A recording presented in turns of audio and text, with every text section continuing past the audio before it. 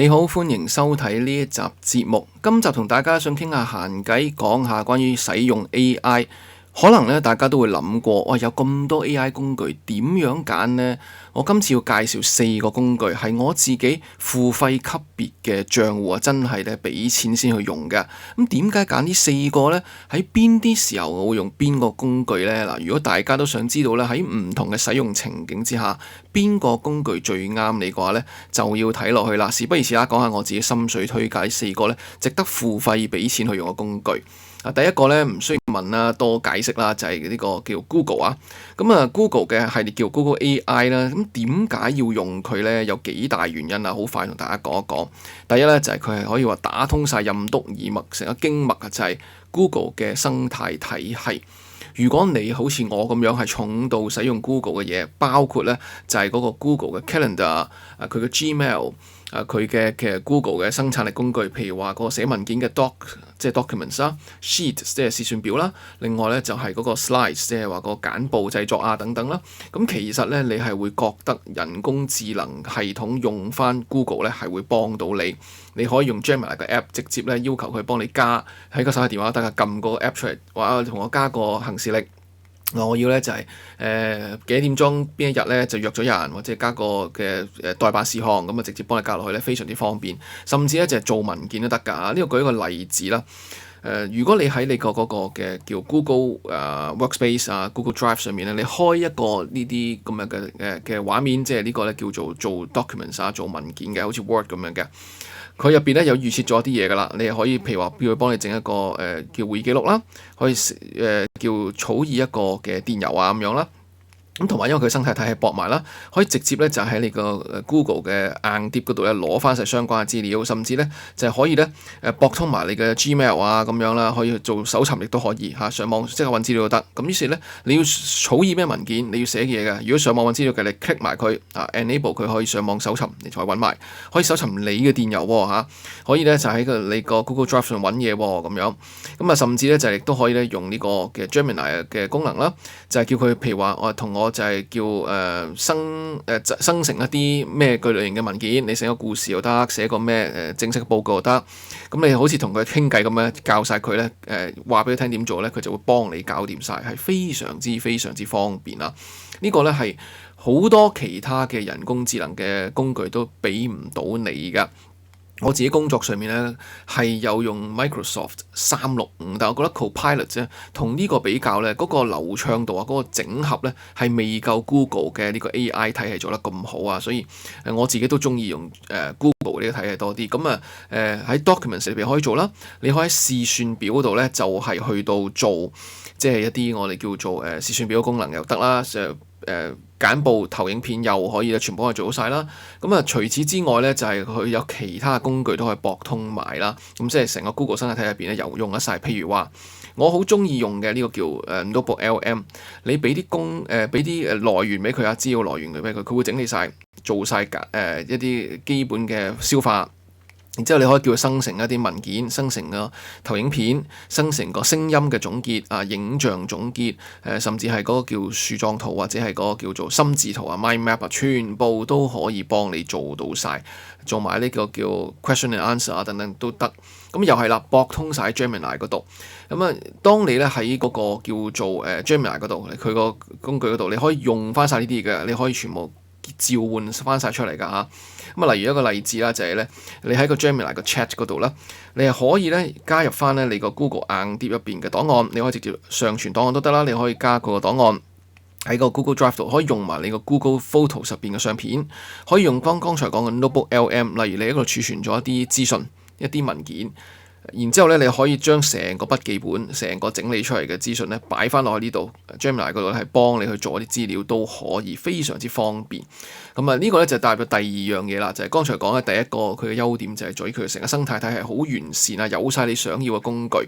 第二個覺得咧，即係呢個Gemini 值得用，或者成個 Google 嘅 AI 體系值得用嘅地方咧，就係咧佢有好多多媒體嘅功能，有好多生成到唔同類型嘅嘢出嚟。譬如話咧，你可以做影像嚇，好似呢個畫面見到呢個，一陣再講啦。可以做影片，可以咧係寫程式啊，做文件啦，咁啊可以咧做一啲深層嘅研究啦，可以做音樂，甚至可以做一啲叫輔助性嘅學習工具。譬如話你有啲資料，你有個主題你想學嘅，你可以叫佢做一個互動式嘅網站去教你點樣學嗰樣嘢都得。咁所以咧呢個就係第二個覺得佢Google 強嘅地方，除咗就係佢有個生態體系好完整打通晒之外，如果你中意用多媒體嘅嘢，你有好多唔同類型嘅文件或者啲output 或者 input 嘅話咧，Gemini 成個 Google 嘅 AI 可以幫到你。譬如呢度啊，我叫佢咧做一個香港中年大叔嘅半身圖像，就係咁樣啦，呢張圖啦非常之方便喎。咁啊，佢做出嚟係咪都好正啊？嗱，我俾放大啲俾大家睇下啦，哇幾好啦，係嘛？即係中年大叔啦，係咪？咁啊，從背景都似係嗰啲深水埗啊嗰頭嘅環境啦。咁啲字咧都好正確咁顯示晒出嚟㗎，華記茶餐廳咁樣啊，唔知係咪正能量嗰個啦嚇。咁啊，仲有藥房啊等等，你見到有晒喺度㗎嚇，啲字眼全部啱晒，同埋咧啲細節都有㗎，個錶啊、個水壺啊、個孭個袋啊，仲要入邊連底衫都畫埋出嚟㗎。咁啊，所以見到咧，其實咧其中一個好好用嘅地方咧就係曾經一段好長時間 Google 咧佢個 Nano Banana 咧可以話首屈一指啊，即係做圖啊。最近有個新挑戰者，不如再講啦。咁所以你見到佢做圖係非常之優秀，做得好好㗎嚇，佢嗰個效果。咁做圖可以，另外做咩可以咧？嗱，呢個咧就叫 Feed， 有機會都同介紹下大家點用啊。咁啊就可以做影像嘅，你可以做一啲以像真度好高嘅。明明冇呢個人嘅，扮一個真人嘅去做一啲影片，可以幫你講埋嘢啊，用唔同嘅叫做類型嘅人啊，卡通嘅又得，真人嘅樣又得。佢可以咧就係將一啲你嘅投影片轉做 video 啦，可以做埋背景音樂啦。你可以叫佢咧就係寫一個故事大綱，幫佢做影片，全部做好晒㗎。咁啊呢個都係免費工具，但係咧收費版你會用得更加多啊。呢個就係其中一個原因啊。今集我講嘅話，我係付費去用噶嘛，免費都用到，點解要付費啊？因為咧佢個用量會大啲，譬如每個月可以做嘅影片會多啲。剛才講到部 LM 你可以有嘅記事本會多啲。總之咧喺付費嘅用戶嚟講，使用量可以高啲。咁如果你係重度使用者嘅話，其實咧係值得俾錢去用㗎嚇 Google。咁佢除咗做影片、做圖像，仲可以做埋聲音啊。Flow Music 可以做音樂啊，應該咁講。做音樂，我試過咧係。你叫佢生成一個香港武俠劇式嘅主題曲嘅，佢都做到㗎，整埋唱埋出嚟，有埋歌詞幫佢做晒出嚟㗎嚇。有一集同大家可以分享下啦咁樣。咁所以整體上嚟講咧，非常之強勁啦。咁而且如果你想話真係寫程式嘅話，除咗可以喺 Gemini 呢個界面嗰度咧，直接咧，譬如開個 Canva 出嚟，你叫佢我想做一個咩工具，我都試過有時，譬如話我要做啲簡單嘅一啲互動功能嘅，好簡單網頁式嘅一啲軟件，佢可以幫我做到嘅。而想深入啲嘅話咧，佢個工具佢個體系入邊叫Anti-Gravity 啦，咁啊係一個裝喺電腦上面嘅一個軟件，可以咧你直接用你普通講嘢形式同佢傾偈形式咧，要求佢做一個成個軟件出嚟。無論係網站，無論係一個 App，佢全部都可以幫你做到啊！而家暫時係免費啦，咁但係咧，如果你想暢快地使用嘅話咧，咁用付費版咧其實會幾好噶。未來咧佢會更加多限制啊！咁譬如話咧，如果你而家咧用呢個AI Pro 嘅話咧，咁佢講到明啦，就係可以咧更高嘅使用上限啊！咁佢唔收錢，但係佢有上限噶嘛嚇。而家 Anti-Gravity 咁，但係你用 Pro 版咪可以更加高嘅上限咯咁樣。咁同埋咧，都仲有一個原因點解咧，你會用呢個嘅 Google 嘅 AI 就係咧，其實係買一樣嘢送好多嘢㗎。我聽過有人講笑話咧，其實你買 Google AI 嘅付費功能咧，唔一定將佢視為咧買 AI 嘅，你可以視為買咩咧？買儲存空間。哇！你睇下，淨係 Plus 版每個月38蚊嘅啫，都可以有200GB俾你去儲存你嘅檔案喺你個 Google 硬碟嗰度、相片嗰度咁樣。咁所以有啲人講笑就話，其實你係買儲存空間就送 AI 俾你用啊。咁你只要用咗佢嘅話，除咗儲存空間之外咧，你啲人工智能嘅用量咧會係多咗、提升咗。咁如果你再高級別嘅，你去到158蚊一個月咧，就有5個 TB 都有㗎啦。咁我自己用緊 Pro 呢個版本㗎。如果你有高用量嘅AI 嘅需要嘅話，而你又係Gemini 應該話你係 Google 生態體系嘅重度使用者 ，Gemini Google AI 絕對啱你。你有多媒體嘅使用嘅，你係生產圖片、影像、聲音，亦都可以幫到你。呢個就係第一個介紹值得去俾錢用嘅 AI 工具。咁可能你話喂，係人都知道啦 ，Gemini AI 有冇第二樣嘢啊？咁啊介紹另一個啦，呢個咧就係 Anthropic 出嘅旗下嘅一系列啦。咁最主打就係 Claude 啦啊。咁啊，Claude 咧其實就係一個我覺得咧最強勁在於一支筆好厲害，寫嘢好厲害。另外就係寫程式亦都非常之厲害，仲有個分析能力，嗰個邏輯分析，嗰個 logical reasoning 啊，嗰個判斷能力都好好嘅工具啊。咁啊，舉個例子啦嚇，我有時叫佢寫嘢㗎。呢度咧，我有個例子就係我叫佢模仿丘吉爾呢位英國嘅前首相啦，去寫一篇演説啊咁樣。咁你見到咧，哇，洋洋灑灑寫到好多字嘅，同埋咧個風格係好似㗎啦。如果大家睇得唔清楚嘅話，唔緊要，我哋俾個中文版俾大家睇下。咁佢係咧直頭模仿咗丘吉爾個文筆，寫得好秀麗㗎，啲文筆我話絕對我自己寫唔出啊。咁啊，佢可以幫你做晒出嚟啦，同埋咧佢會解釋埋㗎。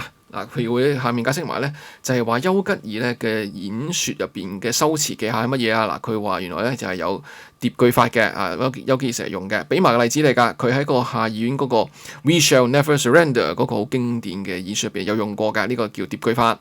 回環法又幾時用過啊？佢有晒例子，然之後話咧，我就喺呢篇演説入邊邊度用咗咁樣。咁呢個就淨係一個例子話俾大家聽啦。你用 Claude 嘅話，其中一個最好嘅使用嘅情景就係你要寫一啲好重要嘅文件，例如我有時咧要寫一啲好重要嘅報告，或者要撰寫一個電郵。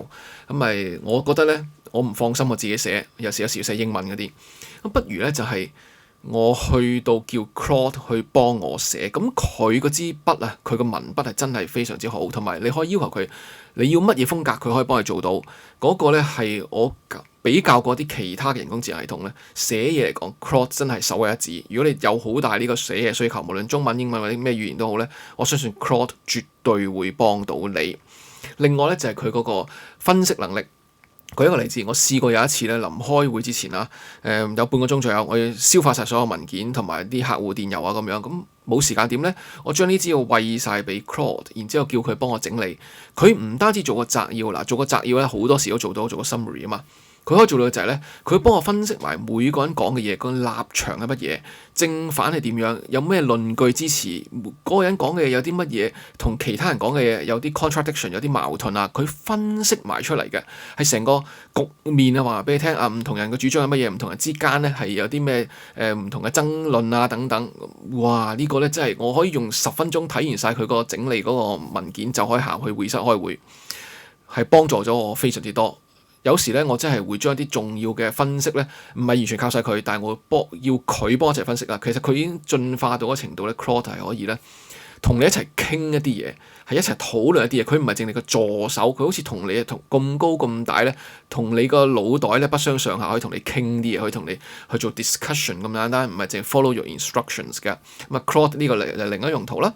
咁仲有咧就係佢可以分析資料都好強，同埋咧佢製作一啲譬如話咧互動性質嘅嘢好勁嘅，譬如話呢本電子書免費電子書啦，《The Book of Elon》啦，我餵俾佢叫佢做一個咧互動式嘅網站，佢做到嘅。好簡單㗎，咁啊你要學嘢咧，佢用佢嘅呢個功能好強勁啦。Gemini 都做到嘅，但係我覺得做出嚟嘅質素咧係 Claude 會做得好啲。譬如你見到係互動式嘅，撳落去會有反應嘅，會彈出嚟㗎。佢就係咧方便亦都展示到佢功能嘅就係佢整理咗資訊好強勁，幫你上文下理好條文都梳理。一般咁厚嘅書，幫你整理咗一個網站出嚟去解釋俾你聽。咁同埋咧係叫做咧互動去學習咁啊。我覺得咧係非常之好用嘅，呢個係另一個功能啦。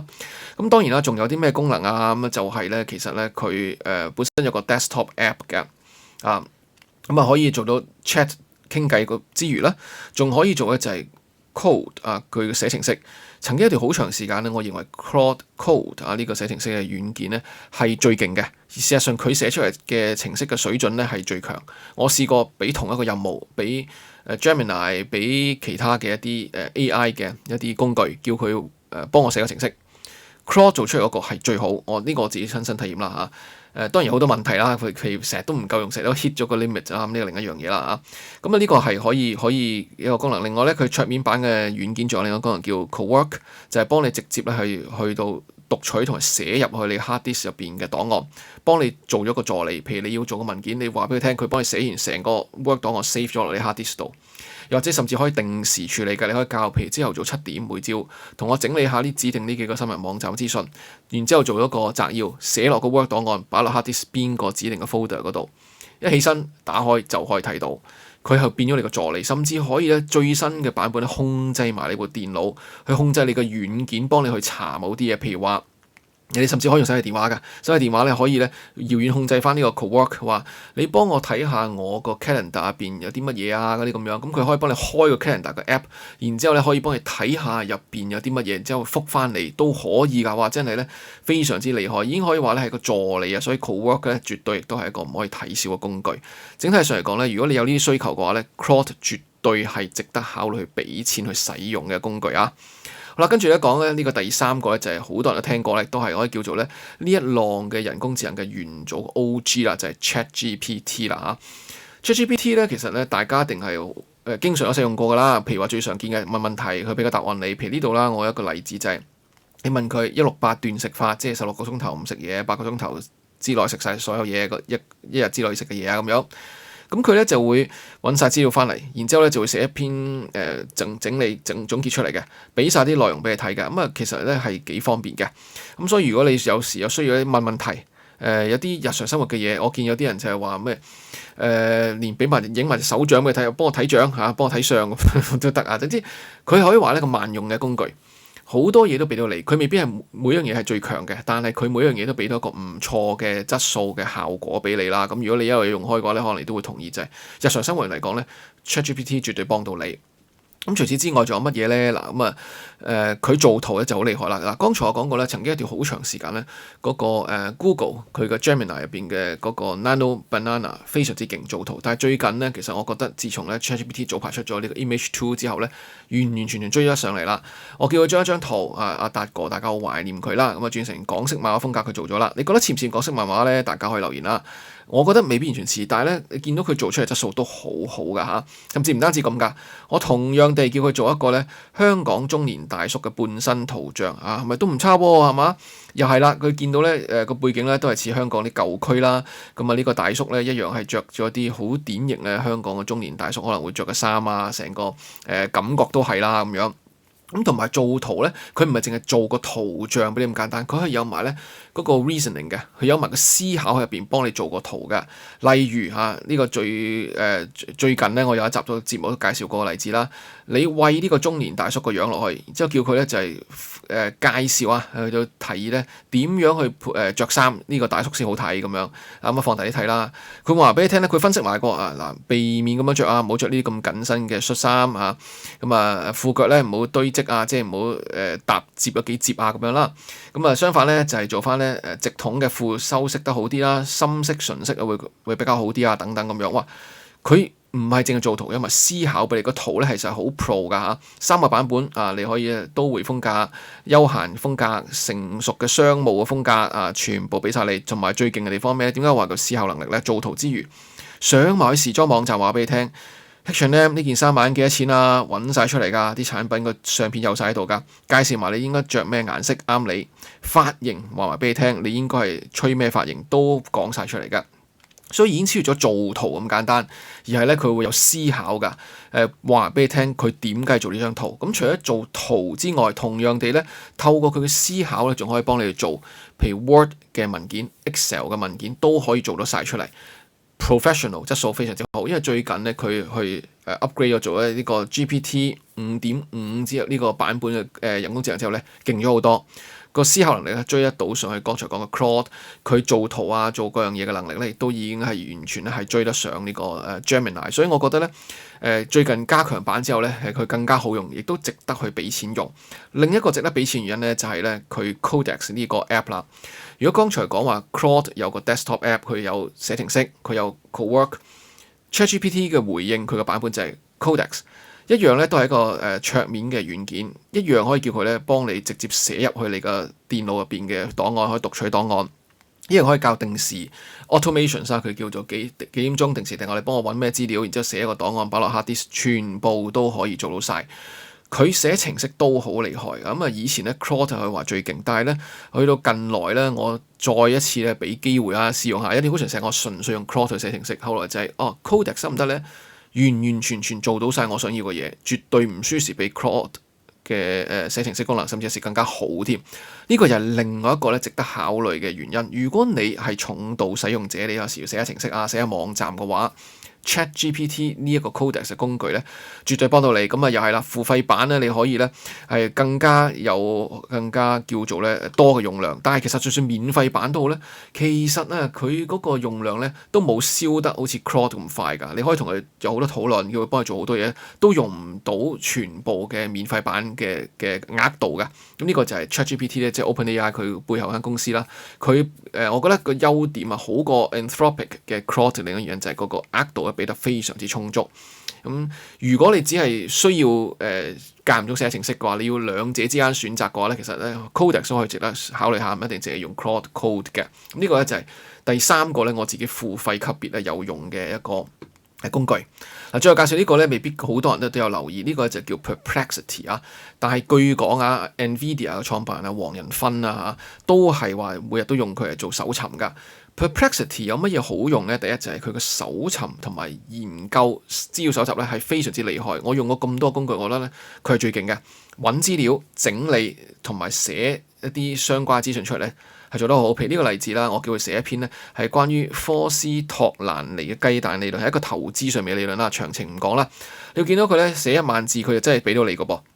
揾晒資料，有晒所有來源喺邊度啦，好詳盡寫出嚟啊！由淺入深，由背景講到咧佢個基本概念，咁啊有晒所有咧引用嘅來源㗎，然之後咧就解釋埋點樣用啊，有啲咩要留意啊等等，咁喺香港又點樣應用啊呢咁樣，咁啊完完全全咧係符合晒我嘅要求啦，個長度方面個深度啦、闊度亦都夠晒㗎。佢最後咧都會俾埋咧就係話咧，佢究竟係揾咗邊啲網站嚇有晒出嚟嘅，有晒所有嘅來源㗎，唔係自己老作㗎。